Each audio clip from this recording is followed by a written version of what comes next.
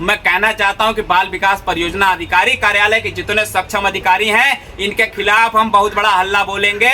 ये जो धांधली चला रखा है इन लोगों ने, ये धांधली हम नहीं चलने देंगे। अपने लोगों के साथ खिलवाड़ नहीं होने देंगे। यह कि शपथी जिस हेतु अपना शपथ पत्र प्रस्तुत कर रही है, ये शपथी का बयान है। लास्ट लाइन लिखा है कि मैं शपथकर्ता पुनः तस्दीक करती हूं कि मेरे द्वारा दिया गया उपरोक्त विवरण सही है, कोई भी तथ्य मेरे द्वारा छिपाया नहीं गया है। ईश्वर मेरी मदद करे।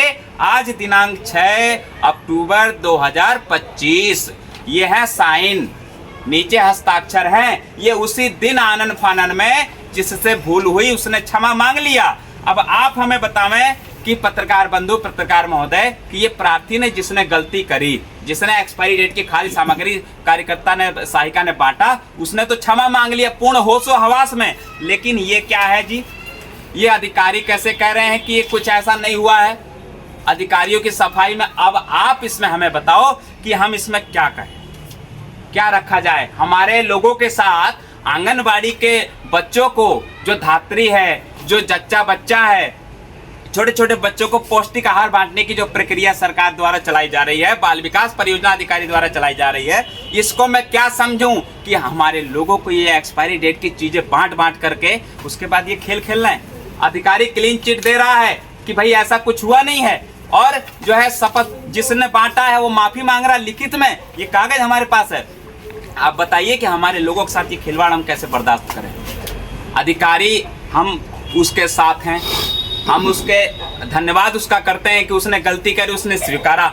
लेकिन अधिकारी को हम क्या कहें कि भाई ये जांच में इन्हें क्लीन चिट कैसे दी, और क्लीन चिट दे दी तो वो सामग्री हम लेके पहुंचे थे, वो रजिस्टर में हेराफेरी है। यहाँ तक कि मैं पिछले साल भी, मैंने 2 साल पहले जांच कराया आंगनबाड़ी वालों का, तो उसमें अंडों के सब में हस्ताक्षर एडवांस में हुए हैं, अंडे वितरित नहीं हुए हैं, अंडे 100 रुपए में चोरी बांटे जा रहे हैं। ये खेल लोगों के साथ हो रहा है, रजिस्टर इनके मेंटेन है और जो है सामग्री बांटी जा रही है। अब आप हेर फेर बताइए हम इसमें क्या करें?